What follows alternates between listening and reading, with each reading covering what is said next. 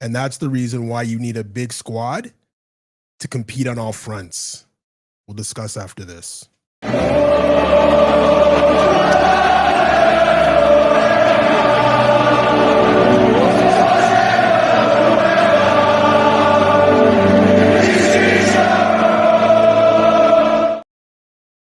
No one cared who I was till I put on the mask. Welcome to season 3 of the Clockenders podcast. I'm your host, Reginald Dino. Boy, what a game today. What a game today. And it's been a long time since we've spoken to each other, or I've spoken to you, and you've probably cussed me out on the other side, but it's fine. It's been a long time. Season started for Arsenal last week, 1-0 win against Manchester United at Old Trafford. Played like absolute garbage. Would have been a shit show of a show anyway. I was not happy. We won, but we played bad. We played absolutely horrible. I believe we played horrible, in my opinion. But that's the mark of a good team, being able to play bad and still coming out with 3 points away from home, clean sheet, all of that. Fantastic. No goals from open play, which kind of concerned me, but first game of the season, new striker. What can you do? So, guys, I wanted to start off. I'm not going to rehash last game with you guys. So everyone said their piece. I agree with pretty much what everyone said. So I'm not just going to reiterate or rehash what they've said. So we're going to move on to today's game against Leeds, which just finished 5-0 to the Arsenal, 2 for Timber, 2 for Gyökeres, and 1 for Bukayo Saka. And in the intro, I said that's why you need a big squad. So in the length of a week, we have Havertz hurt. Looks like for months. We have Bukayo Saka hurt from this game, which looks like a groin or maybe the hamstring again, which is weeks. And we have our captain done again. Or down. Oh, down again. I could say down again with a shoulder. Looks like a shoulder injury. So I'm going to start off with something that irritates me. This is for a message for all the irrational Arsenal fans out there.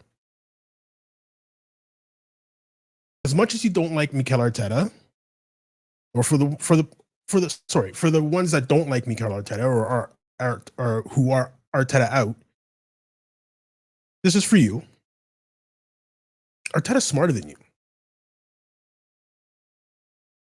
Arteta is around the players all the time, all day. This is his job. He's smarter than you. The Arteta out people, he's smarter than you. He knows more about Arsenal Football Club at this moment, right now. He knows more about it than you. Let him do his job. It's such a contradiction when we get players into our club where if Gyökeres shine, Berta's cooking. Mosquera, oh, what a find by Berta. And if we don't get a player, Arteta out.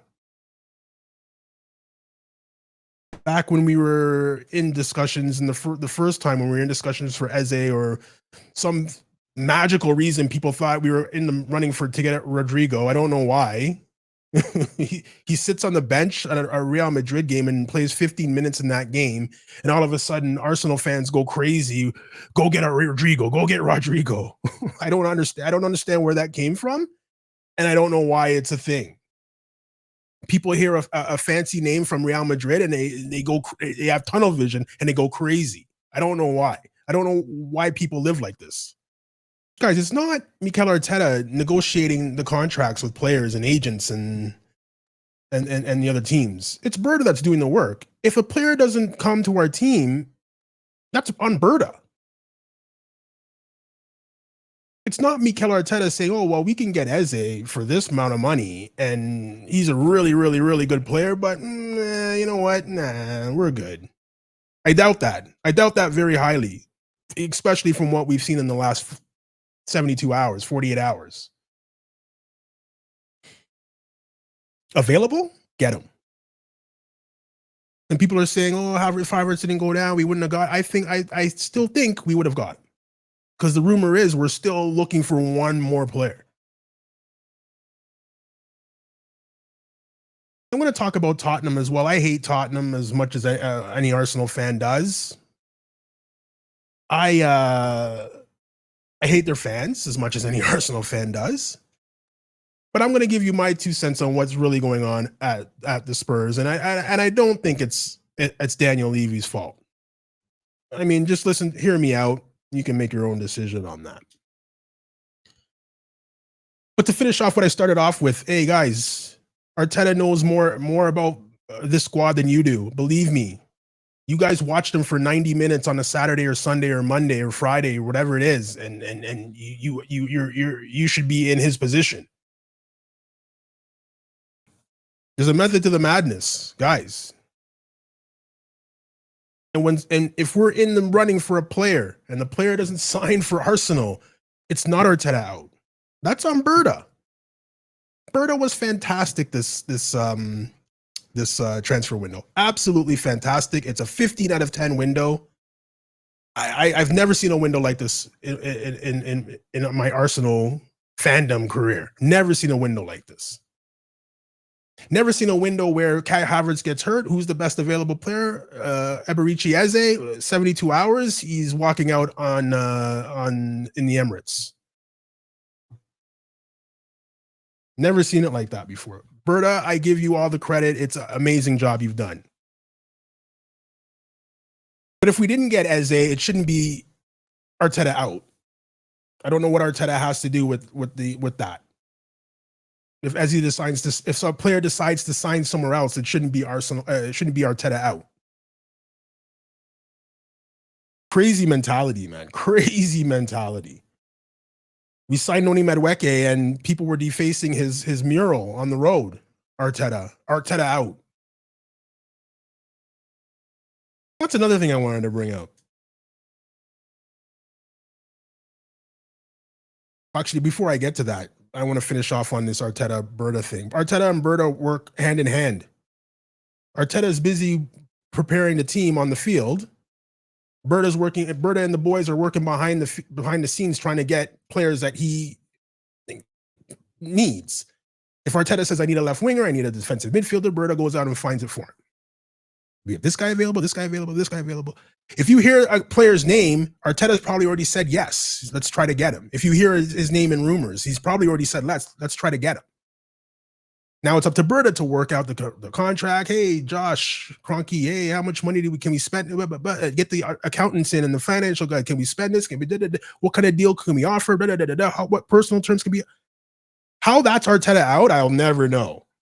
But you guys live your life, do your thing, man.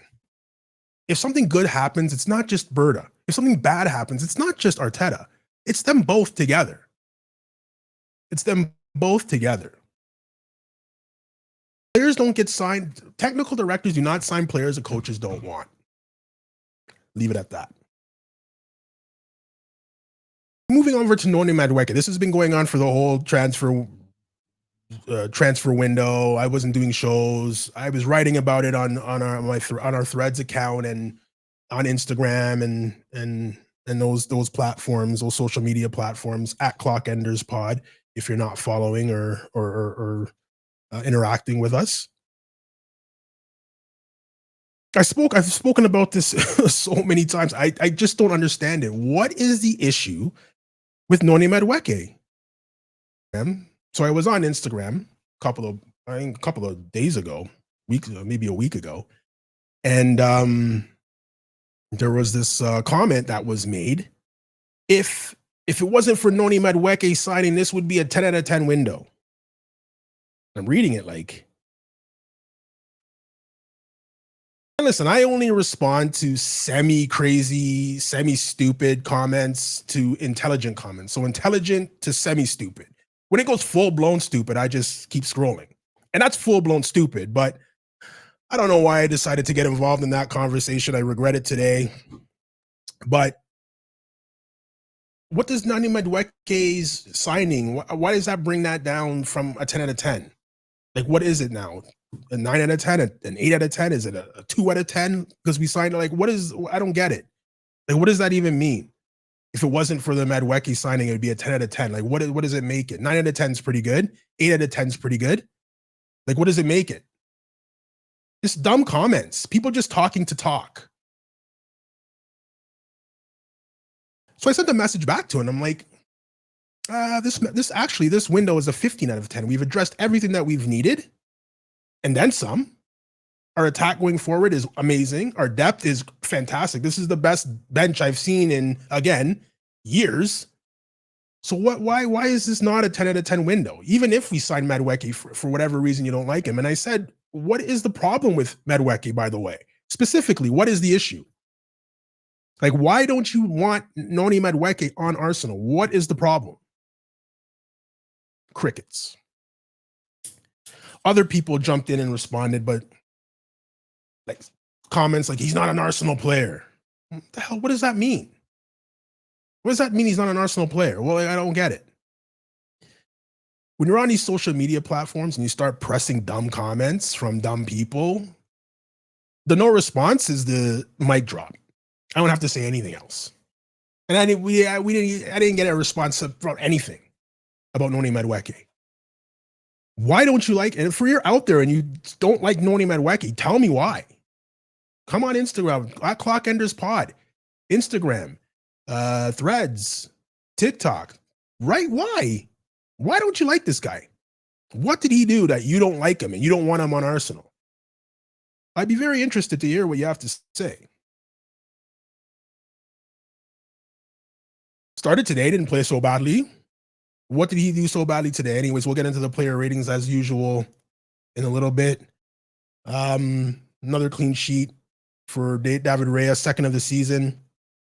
6 goals for, none against. Remember when all you guys were going crazy because he was replacing Ramsdale?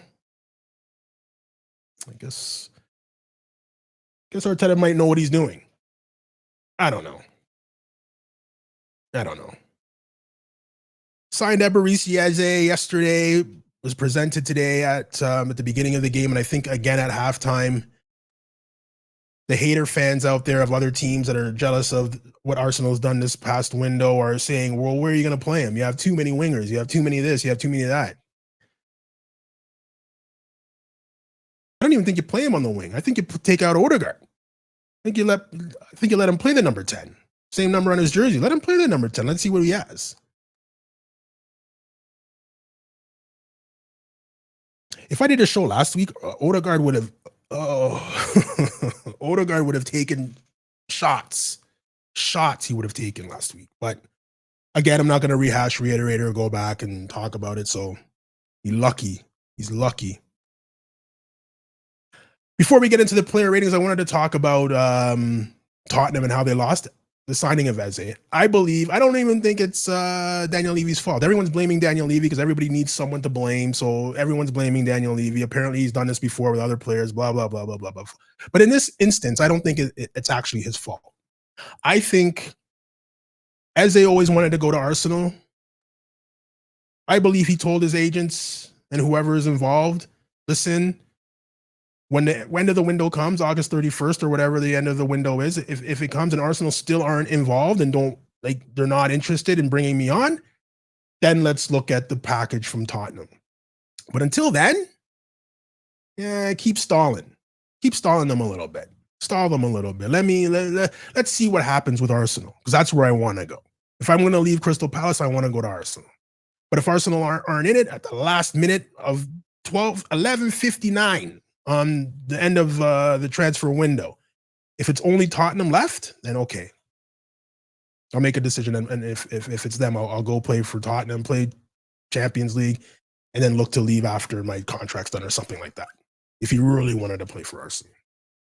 And then Kai Havertz got injured. And like I said, 48 hours later, he's walking out at the Emirates with the Arsenal jersey on. But I don't really think it's Daniel Levy's issue, Daniel Levy's fault. I think there was always just hold them off. We've all done it in our lives. Just hang on. Just hold them off. I'll call you tomorrow. I think it was one of those. And Daniel Levy's like, well, we have the proposal in front of you. We've offered the money to them. They've accepted it. We've had personal terms agreed. Like, why isn't this happening? Oh, just hang on a second, hang on a second, hang on a second, hang on a second. And then hang on a second turned into what just happened 2 days ago. So is that Daniel Levy's fault? I don't know. If someone's stringing me along like that, maybe I pull out a little bit earlier. I don't have the deal a little bit earlier. Maybe, I don't know. See, I have to be in the situation to find out, but that's one of the things that could have happened.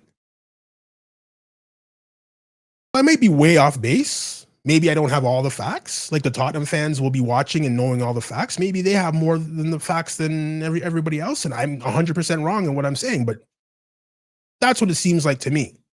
It seems like Eze was just like, yeah, just hold them off to the side, and when the window closes, if they're the only ones left standing, we'll sign there. And unfortunately, Kai Havertz got hurt, and here we are. So before we get into the player ratings again, so many things are happening. I only wanted to make it a 20-minute show. We're already at 17 minutes. There's a long-standing tradition at Arsenal, but I guess we're done with it now, where the captain picks the length of the shirt sleeve. So if the captain says we're wearing long sleeve, the whole team wears long sleeve. If the captain says we're wearing short sleeve, the whole team wears short sleeve. I've seen people wearing the base layer shirts underneath. You're not even, as an Arsenal tradition, you're not even supposed to be wearing that underneath. Short sleeve, long sleeve. Everyone wears long sleeve. Everyone wears short sleeve. And it's based on what the captain wants to do. This was brought in way back. I think even in this, I think it was the 60s it was brought in, where, you know, the team has to look uniform. Everyone has to look the same. So everybody has to wear the same length sleeve jersey. I remember there was one time, I think we were playing at White Hart Lane. I think it was White Hart Lane. And the captain said, long sleeve.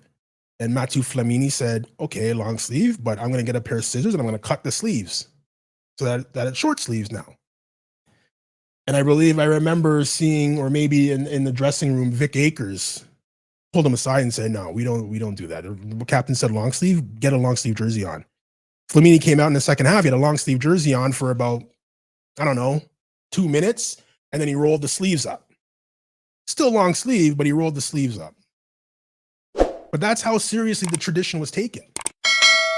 Like, you get pulled aside and say, what's your shirt? I don't understand the shirt. Oh, I don't like long sleeve. If I cut it, you cut an Arsenal jersey? Yeah, buddy, get a long sleeve jersey and put it on. And that was done. So I saw it last week when they were playing Man United, when Havertz came on. He came on a long sleeve third kit jersey. And by the way, anybody out there, hey, third kit long sleeve jersey, double XL. If you're asking, yeah, I'll take one of those. If you're asking, donation, gift. You guys missed my birthday. Christmas is coming up. I'll take it. What a beautiful kit, though. The third kit. Wow. So Havertz comes down in a long sleeve third, and I was just like, well, no one else is wearing a lot. Like, I guess we're done with that. And then this afternoon, when we're watching the home kit for the first game at home, it's Wanyeri has a long sleeve. It's Odegaard has a long sleeve. Another player had a long sleeve. Trossard came on and had a long sleeve. Zubamendi was wearing a long sleeve. That's the first person I saw. I thought everyone was wearing a base layer underneath, and it was just like, hey, that's a long sleeve. I see Saka wearing short sleeve, and I see Calafiori wearing short sleeve, and Rice wearing short sleeve, and it's just like, I guess the tradition's gone. I guess it's player comfort. If your player is going to be comfortable on long sleeve rather than a short sleeve and doesn't want to wear an extra layer, make him comfortable, I guess. So I guess maybe Arteta has got rid of that tradition, but it's sad to see. It's one of the things that I remember as an Arsenal fan long ago, that sleeve length was dictated by the captain. But you win the Champions League and the Premier League, you can wear whatever sleeve length you want. So, guys, moving over to the player ratings. We'll start in goal. David Raya made one save in the beginning, shot right at him, or headed right at him. I expect him to make that save. Didn't really have much to do today. Second clean sheet in a row. Doesn't look like he doesn't look beatable at all. Comes out when he needs to come out. Claims what he needs to claim. Good with his feet. What can I say? 8 out of 10. What are we going to do? What can I say? 8 out of 10. Moving on to the left side, I believe. We'll start with. There he is. Ricardo Calafiori getting up the field, coming in, inverting inside as well, being able to play that position. He did well today, able to track back. Had some opportunities actually to get some shots on net. That's our left back, by the way, cutting in and trying to get shots on net. Fantastic performance today. I give him a 7. It's tough. It's tough this year, guys. Same as last year. It's tough. It's tough to get an 8 or a 9 here. If you're not certain players, it's tough. But 7's good. In my ratings, 7 is good. The 2-goal hero on the other side, Jurrien Timber, man of the match. Man of the match on the commentary on Sky Sports. I'm going to give him man of the match on our show as well. What, 2 goals and an assist? Who else can you give it to? That's a 9 out of 10 performance. He was good defensively as well, tracking back. He's able to keep that ball ticking over. He was good with Saka. Every time I see Ben White's not starting with him, I always think, oh, Saka's not going to be comfortable. But they look good today, Saka and Timber. So Timber gets a 9 out of 10. In the middle, William Saliba, customary, 8. What did he do wrong? Did not have much to do, by the way, but didn't do anything wrong. These are the type of games that can go the wrong way based on a mistake at the back. So 8 out of 10. His partner, you know what? I don't even have him here. I don't even know why he's not here. I don't even know why he's not here. New season jitters, I guess. His partner, Gabriel, 8 out of 10. Didn't do anything wrong. So it was dangerous on corners as usual. Didn't score today, but still, he's a presence that you have to be wary of, and that's probably the reasons why Timber was able to score off both corners. So I gotta make one for this guy again. I don't know why it's not there. But anyways, Martin Zubimendi, home debut. Fantastic player. When I was watching Zubimendi at Real Sociedad, when we're in discussions with teams, I watch games with the teams, with the player in it. So I was watching some Real Sociedad games, not just the highlights, the games. And I didn't think he was as physical. He's not a big guy, but I didn't think he was as physical as he appears to be on the Arsenal team. He's a very physical player. Like, he gets stuck in. And I like that. So, I mean, he's very technical. He has good visions. He can play a crossfield ball on the money, and he's physical. I like that. He gets a 7 out of 10 today. He was fantastic today. Couple of loose passes. Couple of times he lost the ball.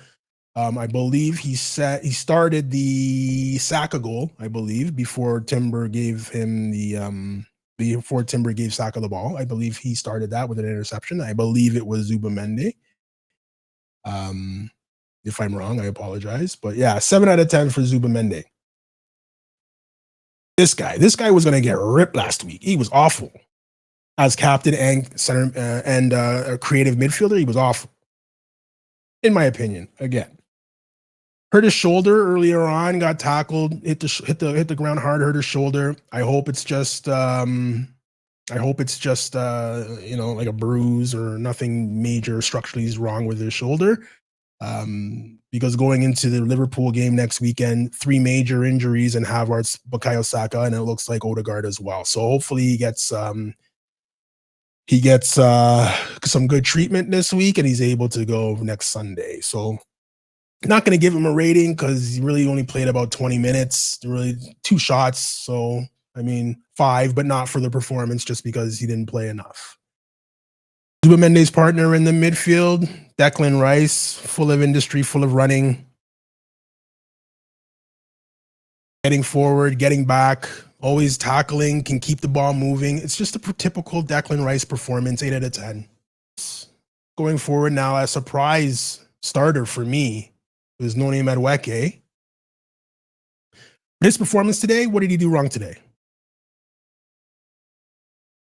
If the applause when he was coming off was for the performance, I 100% agree. He played well today. For me, he played well today. He was tracking back.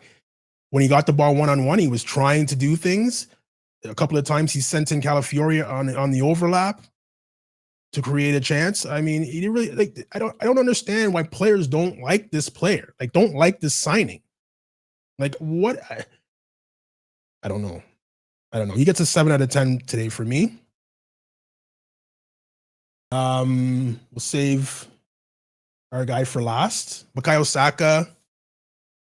Anything would have been better than what happened last week at Manchester United. The star boy showing improving, as someone messaged me earlier today, showing improving. Fantastic goal. Full of you know what and vinegar. Trying to get the ball, winning balls back, winning balls, tackling, chasing balls down, chasing players down. Beautiful performance again today. This is the Bukayo Saka that, you know, we talk about when we're this is the kind of performance we talk about when we talk about Bukayo Saka. This is it. 7 out of 10 today.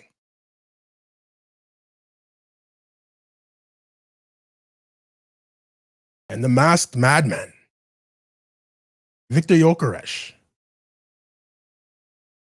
You could see while he was playing. You could see while he was playing, he was just like, he had an opportunity in the first half and he just snatched at it. And you could just see he's just like, got this thing on his shoulder. I got to score. I remember when Thierry Henry came to Arsenal, he didn't hit the ground running. When Dennis Bergkamp came to Arsenal, he didn't hit the ground running. 2 Arsenal legends now. It'll take time. I give strikers that are coming from a different league, and especially the Portuguese league, I give those type of strikers 9, 10 games. Now you're looking at me saying 9, 10 games. It might be too late by then, but in order to get the feel of it and get the opportunities and know where the ball is going and know what this guy's going to do. I know what you do in training, but in a game, what are you going to do and get that bum. Last time he beat this guy and did this, so maybe I put myself in this position. It's going to take 9, 8, 9, 10 games to get that feel. So I give them that. I give new strikers that. You can come into a team and just start banging in goals left, right, and center. More power to you. Congratulations. That's fantastic. But coming in from the Portuguese league to the EPL it's not like this. It's not even like this. It's like this. So for him to come in here and start hitting the ground running, scoring, I don't expect it. And I'm not going to say he's awful, he's a flop like the hater fans do. Not Arsenal fans, the hater fans, the United fans, the Chelsea fans.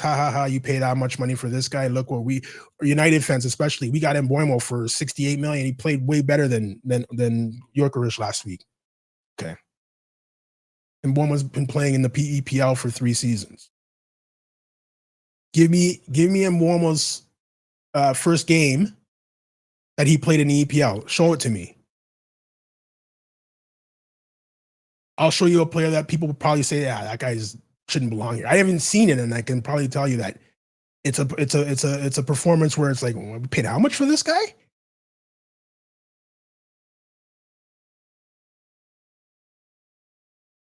The first goal he scored is the goal. That's the type of goal that we watch in the highlights when we watch YouTube. Who's this Victor Gyökeres guy? And you go watch highlights from him. That's the type of goal he scores. He picks it up, he cuts in, beats 2 guys, shoots, it scores.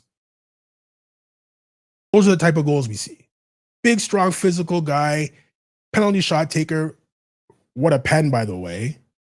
No goalie stopping that. I don't care if you dive the right way, it's still going in. It's past you before you even move. It's a brace on his home debut tonight. You couldn't write that script any better. He's going to be in tough next week when we come up against Liverpool, but hopefully, you know, if Saka's not too bad, hopefully he plays. But this is the reason. I also got into a little bit of a thing with another Instagram user where it just seems like Arsenal fans are never happy. 15 out of 10 transfer window, like we've never seen like this before. Now the argument is we have too many players. We got to sell players. Why aren't we selling players? We need to sell players. Why isn't Arteta selling this guy? Why shouldn't he sell? It's just like, guys, like, I don't know. There's some people that just need to complain to be happy. I remember I was talking to a former employee one time, and we were talking about one of our managers, and he was, oh, he's always mad. He could win $1 million, and what about the tax? Oh, what, you're gonna give it to me in hundreds? Oh my god, what am I gonna have? Where am I gonna? No one's gonna break $100 bill. Like that's the type of attitude this guy had, and it was just like, oh my god, man.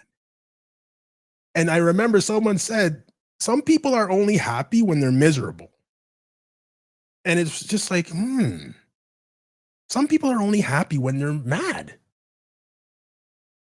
and it's tees up some Arsenal fans to a T. Like, you're only happy when there's something wrong. We're not selling players fast enough. After signing Eze, after signing Zubamende, after signing Gyökeres, after signing Mosquera, Norgard, Kepa, Madueke, totally transforming this team.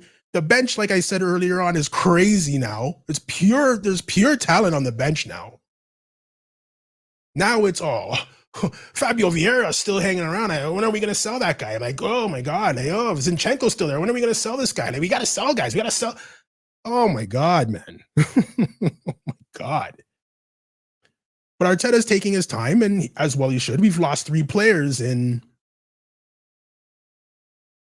72 hours. We've lost 3 players.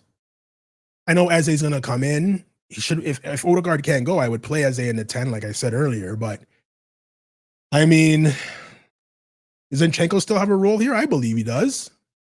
If he's willing to realize that, hey man, might not play a lot, but this team could win Champions League and the league. And if the bench is what the bench is, he could probably win FA Cup and the Carabao Cup. Because the level that our starters have isn't. It used to be the level that the starters have is here, and then Carabao Cup and FA Cup, you bring in this guy, you bring in a kid from the reserves, you bring them in and let them play that. Now it's kind of gotten away from it this time. Now it's kind of gotten away from that, where first teams are playing in those games. But the difference between the first team, our first team now, and our bench isn't like this anymore. It's you know what I mean? So if other teams are bringing in guys to get blooded in, yeah, we're gonna spank you. So I mean, if you want to stay and help us, no problem, you can stay. Just know that you might not get as much playing time as you would if you went to Galatasaray, but it's up to you what you want to do. If you want us to move you on, we'll move you on. But thank God he didn't sell Trossard. Everyone was complaining about Trossard. Now look what's happening. No one wants to see Martinelli. So now what happens when Saka gets hurt? Someone has to come on. Nobody wants to see Martinelli. So it's got to be Trossard. Thank God we didn't sell him, right? Again, maybe Arteta knows what he's doing. Maybe. So guys, like I said, we have a big game. Oh, you know what? I'll do this guy too. Today's setup, what can you do? It's Leeds versus Arsenal at home, debut. How could you get it? Could you get the lineup wrong with the players that we had available? Could you get the lineup wrong today? I don't think so. I'm not going to give him a rating because can't get that wrong. The subs, everybody gets a 6. Dauman was fantastic. The level is a little bit raised from when he played in Hong Kong. It's a little bit raised because now we're in the league proper now, but he still didn't look that much out of place and won the penalty for us as well. Again, won another penalty for us. So special kid. Ethan Wanyeri came on to replace Odegaard, playing in that number 10 position there.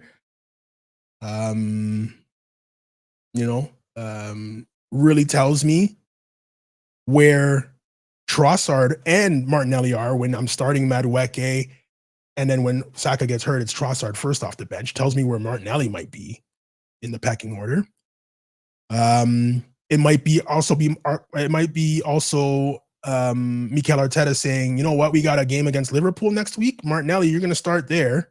So just take this week off, because now that we have the squad depth, we can allow for players to get full game rests. We can allow for it. So maybe Martinelli starts the next week. Maybe this not playing in this game, fires him up and plays well next week. And because Arteta has a bigger dilemma now, all my players are playing well. Who do I play? It's a fantastic problem to have. Fantastic problem to have. Maybe that's why Madueke starts today against Leeds. Who knows? Who knows what's in his head? I'm an Arsenal fan, as critical as they come, but I'm still leave the man to do his job. Arteta, I'm talking about. He knows what he's talking about. Leave him alone. Liverpool next week, Sunday, 11:30, should be fantastic to watch. Let that be the gauge on what we've done and where we are in our quest to win the EPL championship. Everyone's already crowned them because they beat a couple of teams. Let's see where we are. Guys, if you're not subscribed, you can subscribe on all these platforms. We're on YouTube, TikTok, Amazon Music. I think we're still on Twitter. iHeartRadio, we're on Spotify, TuneIn, Player FM, we're on everything. Apple Podcasts, we're on all popular platforms where you get your podcasts, guys. On YouTube, definitely follow. It's free, guys. It's free. The shows usually don't take this long. They're usually only 20 minutes. But being that it's the first show of the season, I got to get in my, what we did. And I didn't even go through the transfer market. But, as we go on through the season, we'll talk about that. So, guys, excellent performance today. I know it's only Leeds, but to keep a clean sheet, score 5 goals, and look absolutely dominant, it's all you can ask for. So, guys, go enjoy your Saturday. We'll catch you next week. Come on, you Gunners.